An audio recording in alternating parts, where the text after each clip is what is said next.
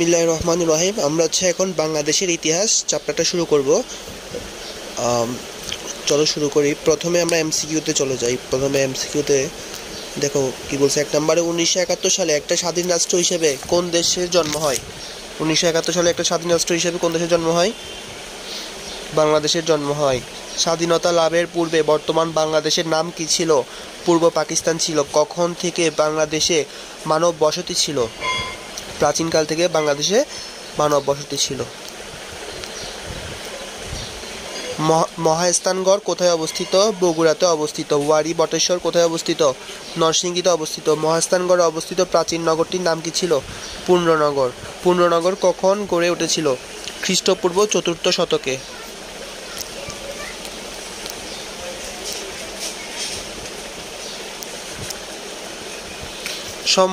সমসাময়িককালে ভারত উপমহাদেশের কতটি বিখ্যাত জনপদের নাম জানা যায়? 16টি। কোন শাসক পুণ্যনগর শাসন করেছেন? মৌর্য সম্রাট অশোক। গুপ্তরা মূলত ভারতের উপমহাদেশের কোন অঞ্চলের শাসক ছিলেন? উত্তর অঞ্চলের। শশাঙ্ক কোন জনপদের শাসক ছিলেন? গৌড়। শশাঙ্ক কোন সময়কালে গৌড়ের শাসক ছিলেন? 7ম শতক। বাংলাদেশের প্রথম দীর্ঘস্থায়ী রাজবংশ কোনটি? পাল রাজবংশ। পাল রাজবংশের প্রতিষ্ঠাতা কে? গোপাল। নৈরাজ্য বলতে কি বোঝায়? রাষ্ট্রীয় বা জাতিগত বিশৃঙ্খলা। পাল রাজবংশ কত বছর বাংলায় রাজত্ব করেছিল? প্রায় 400 বছর। সেনরা কোথা থেকে দেশে এসেছিল? দক্ষিণাত্যের কর্ণাটক থেকে।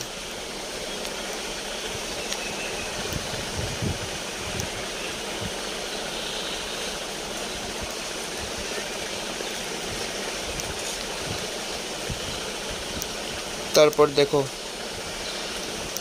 শেষ পাল রাজা কে ছিলেন? শেষ পাল রাজা ছিলেন হচ্ছে মদন পাল। মদন পালের রাজত্বকালে কোন সেন শাসক ক্ষমতায় আসেন? বিজয় সেন। লক্ষণ সেন কোন সম্প্রদায়ের অনুরাগী ছিলেন? বৈষ্ণব সম্প্রদায়। তারপর ইখতিয়ার উদ্দিন মোহাম্মদ বখতিয়ার খলজি কে ছিলেন? আফগান বীর।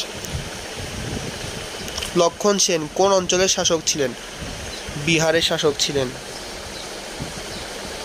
তুর্কি বীর হওয়ার কথা এখানে 21 নম্বর প্রশ্নে একটু কনফিউশন আছে, একটু দেখতে হবে ব্যাপারটা। এখানে আফগান বীর কেন বলছে একটু দেখতে হবে, বইয়ে একটু খেয়াল করে দেখবা কেন বলছে।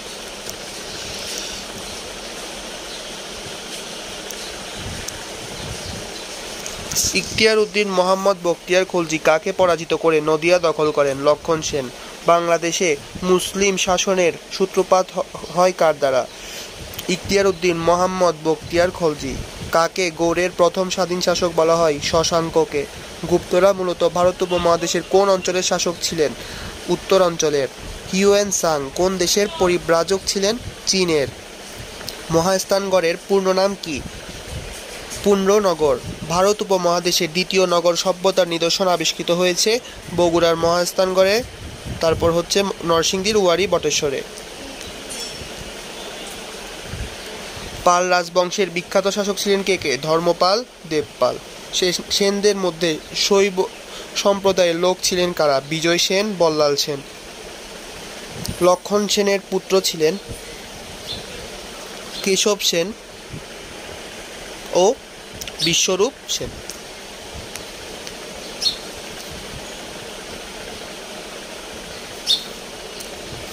ওয়ারী বটেশ্বর আবিষ্কৃত হয়েছে মৃৎপাত্র।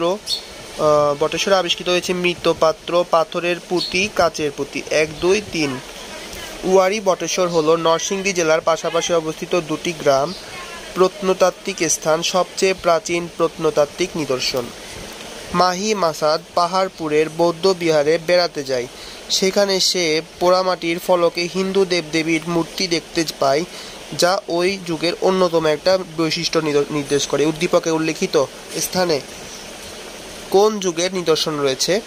পাল যুগের নিদর্শন রয়েছে। উদ্দীপকে উল্লেখিত যুগের ক্ষেত্রে প্রযোজ্য কি কি? ধর্মীয় ভেদাভেদ ছিল না, অসাম্প্রদায়িক ছিল। 1 ও 2। পরবর্তী গুপ্ত শাসকদের পর গৌড়ে একজন শাসকের নাম পাওয়া যায়, যিনি গৌড়ের প্রথম স্বাধীন শাসক ছিলেন। উদ্দীপকে উল্লেখিত শাসক বলতে কোন শাসককে ইঙ্গিত করা হয়েছে? শশাঙ্ককে ইঙ্গিত করা হয়েছে। উদ্দীপকে উল্লিখিত গৌড়ের শাসককে প্রথম স্বাধীন শাসক বলার কারণ কি? 1, 2, 3। তিনি গৌড়ের স্বাধীনতা টিকিয়ে রেখেছিলেন। তার মৃত্যুর পরবর্তী 100 বছরে বাংলাদেশে কোনো স্থায়ী শাসকের তথ্য পাওয়া যায় না। স্থায়ী শাসকের অভাবে এর বিশৃঙ্খল অবস্থা বিরাজ করে।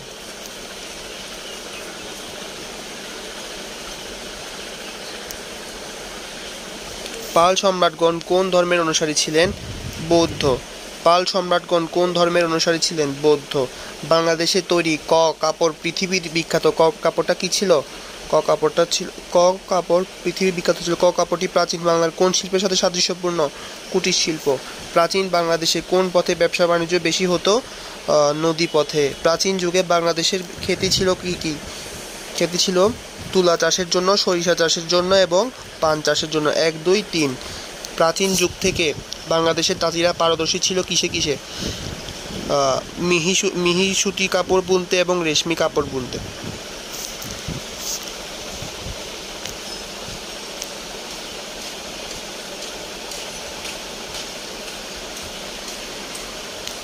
তারপরে উদ্দীপকটা পরে প্রশ্নগুলো সলভ করবো। 47 মোটামুটি সোজাই আছে। তারপর হচ্ছে প্রাচীন যুগে কোথায় নাটক মঞ্চস্থ হওয়ার প্রমাণ পাওয়া যায়? পাহাড়পুর বৌদ্ধ বিহারে। বাংলাদেশের স্থাপত্য শিল্পে উৎকর্ষ অর্জন করে কখন? পাল শাসন আমলে। বোঝা গেল? পাল শাসন আমলে।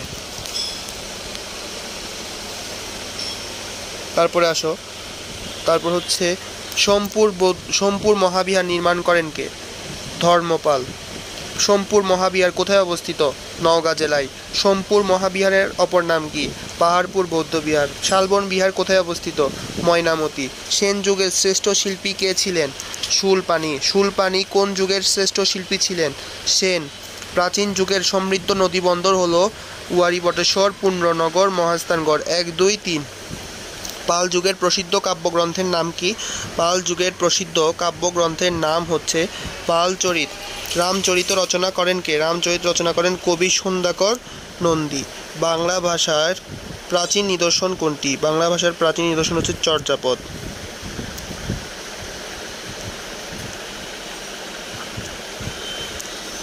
চর্যাপদ রচনা করা হয় কোন যুগে? পাল যুগে। দান সাগর ও অমৃত সাগর কার রচনা? বল্লাল সেনের রচনা। বৌদ্ধ বিহারের শিক্ষকদের কি বলা হতো? আচার্য বলা হতো। বৌদ্ধ বিহারের শিক্ষার্থীদের কি বলা হতো? শ্রমণ বলা হতো। বাংলা ভাষার প্রাচীন নিদর্শন কোনটি? চর্যাপদ।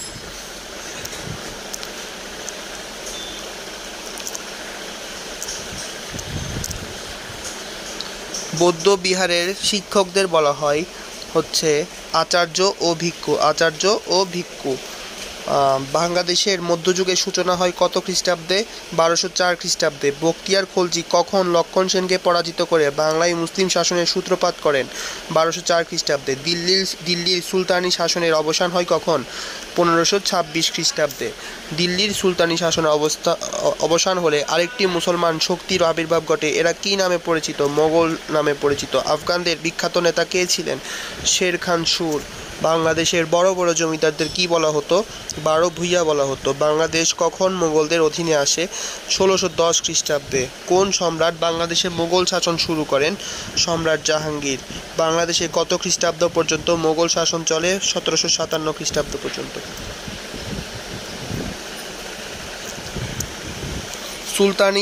সুলতানি থেকে মোগল পর্ব থেকে শাসনকাল ইতিহাসে কি নামে পরিচিত? মধ্যযুগ নামে। কত খ্রিস্টাব্দে দিল্লির সুলতানি শাসনের অবসান হয়? 1526 সালে। কোন মুসলিম শাসক বাংলাদেশে মুসলিম শাসনের সূত্রপাত করেন? বখতিয়ার খলজি। কত সালে বাংলায় মুসলিম শাসনের সূত্রপাত হয়? 1204 সালে।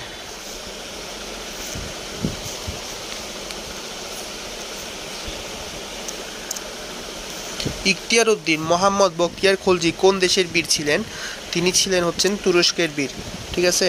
তারপরে দেখো ওই প্রশ্নে আমরা একটা পড়ছিলাম না, আফগান বীর, তুরস্কের বীর। এখন এখানে বলছে তুর্কি বীর, ওখানে বলছে আফগান। আমি যতটুকু জানি তুরস্ক বীর, তুর্কি আর কি, তুরস্ক একই কথা। তারপর হচ্ছে বাংলাদেশের এই উদ্দীপকটা পড়ে বের করে ফেলবা। তারপরে দেখো বাংলাদেশের মুসলমান শাসনের অবসান ঘটিয়ে ভারত উপমহাদেশের শাসন ক্ষমতায় কারা আসে? ইংরেজরা আসে। কোন সময় পর্যন্ত ভারত উপমহাদেশে ইংরেজ শাসন চলে? 1947। ইস্ট ইন্ডিয়া নামক বণিক প্রতিষ্ঠান ভারত উপমহাদেশ কত বছর শাসন করে? 100 বছর। ইংরেজরা কত সালে ভারত উপমহাদেশ ছেড়ে চলে যায়? 1947 সালে।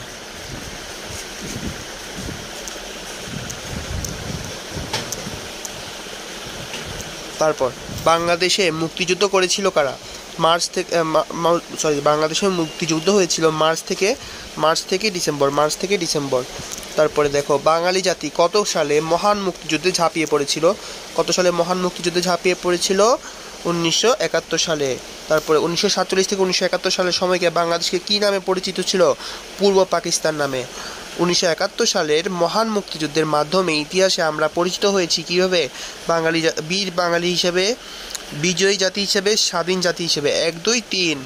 তারপরে এই উদ্দীপকটা পড়ে বের করে ফেলবা। তাহলে আমাদের এমসিকিউ পার্ট শেষ। 10 মিনিটে এমসিকিউ পার্ট শেষ হলে এখন আমরা সংক্ষিপ্ত পড়ব। দেখো, সংক্ষিপ্ত প্রশ্ন 1, 3, 4, 7, 10, 13 এগুলো হচ্ছে ইম্পর্টেন্ট। তো আমরা 1 নাম্বারটা দেখতেছি। প্রাগৈতিহাসিক যুগ সম্পর্কে লেখো। লিখন পদ্ধতি আবিষ্কারের আগের সময়কালকে প্রাগৈতিহাসিক বা প্রাক ইতিহাস যুগ বলে। অন্যভাবে বলা যায়, মানব ইতিহাসের যে অংশের কোনো লিখিত বিবরণ নেই বা পাওয়া যায় না সেই সময়কালকে প্রাগৈতিহাসিক যুগ বলা হয়। এই যুগকে প্রস্তর যুগ, ব্রোঞ্জ যুগ ও লৌহ যুগে ভাগ করা হয়।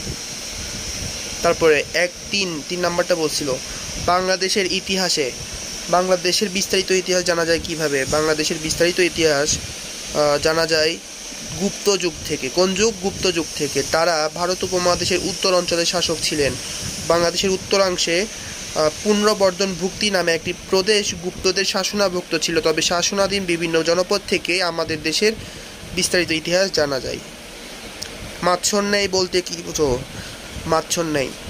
মাৎসন্যায় এই জিনিসটা খুবই ইম্পর্টেন্ট। এটা পরীক্ষায় আসবে বলে আমি শতভাগ নিশ্চিত। এটা আসার সম্ভাবনা প্রায় বলা যায়। তাহলে চলো আমরা মাৎসন্যায় বলতে কি বুঝি পড়ি। মাৎসন্যায় বলতে কি বোঝো? শশাঙ্কের মৃত্যুর পর প্রায় 100 বছর প্রাচীন বাংলায় কোনো স্থায়ী শাসক ছিল না। বিশৃঙ্খল অবস্থায় বাংলার ছোট ছোট রাজ্যগুলো নিজেদের মধ্যে কলহ ও যুদ্ধে জড়িয়ে পড়েছিল। অরাজকতার এ সময়কালকে পাল তাম্র শাসনে মাৎসন্যায় বলে আখ্যায়িত করা হয়েছে। এবার চলো 7 নম্বর প্রশ্নে চলে যাই। সেন বংশের অবসান ঘটে কিভাবে? সেন বংশের অবসান 1204 সালে তুর্কি সেনাপতি ইখতিয়ার উদ্দিন মোহাম্মদ বখতিয়ার খলজির হাতে লক্ষণ সেনের পরাজয়ের মাধ্যমে সেন বংশের পতন হয়।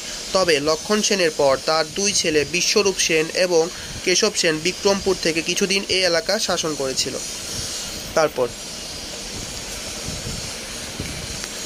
প্রাচীন বাংলার কুটির শিল্প সম্পর্কে লেখো। প্রাচীন বাংলায় উন্নত মানের মৃৎপাত্র, ধাতব পাত্র ও অলঙ্কার নির্মাণ করা হতো।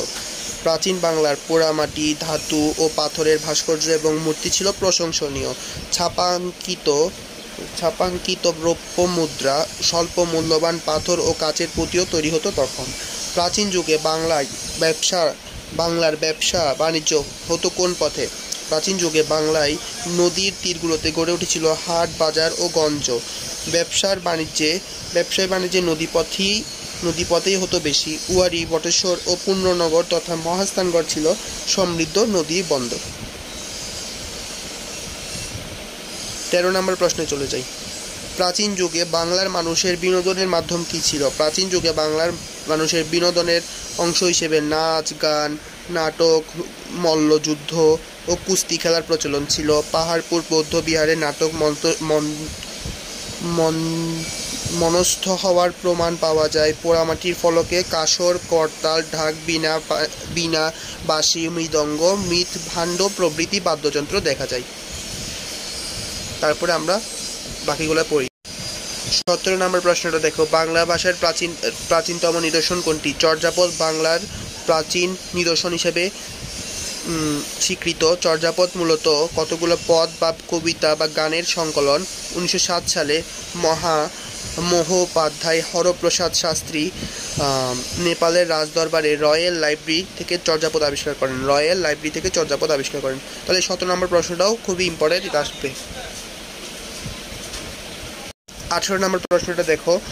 রাজ বল্লাল সেনের রচিত গ্রন্থ সম্পর্কে কি জানো? বল্লাল সেন ছিলেন বঙ্গের সেন রাজবংশের দ্বিতীয় রাজা।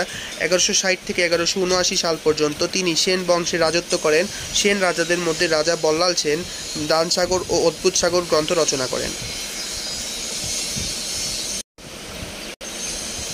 21 নম্বর প্রশ্নটা দেখো, কোন সুলতানের সময় পুরো বাংলা স্বাধীন হয়ে যায়? দিল্লি থেকে বাংলার দূরত্ব ছিল অনেক, যোগাযোগ ব্যবস্থাও ভালো ছিল না, সম্পদের পরিপূর্ণ হওয়ায় বাংলায় দায়িত্বপ্রাপ্ত শাসকগণ স্বাধীনভাবে দেশ পরিচালনার ইচ্ছা করতেন। তারা অনেকেই দিল্লির সুলতানের বিরুদ্ধে স্বাধীনতা ঘোষণা করেছেন। সুলতান শামসুদ্দিন ইলিয়াস শাহের সময় পুরো বাংলা স্বাধীন হয়ে যায়। তাহলে 21 নম্বর প্রশ্নটাও মোটামুটি ইম্পর্টেন্ট আছে। তারপরে আমরা 26 নম্বরে চলে যাই। 26 নম্বর প্রশ্নে কি বলছে? কার মাধ্যমে বাংলায় আফগান শাসন শুরু হয়? আফগানদের বিখ্যাত নেতা ছিলেন শের খান সুর। তিনি শেরশাহ নামে দিল্লির সিংহাসনে বসেছিলেন। তার মাধ্যমে বাংলায় শুরু হয়েছিল আফগান শাসন।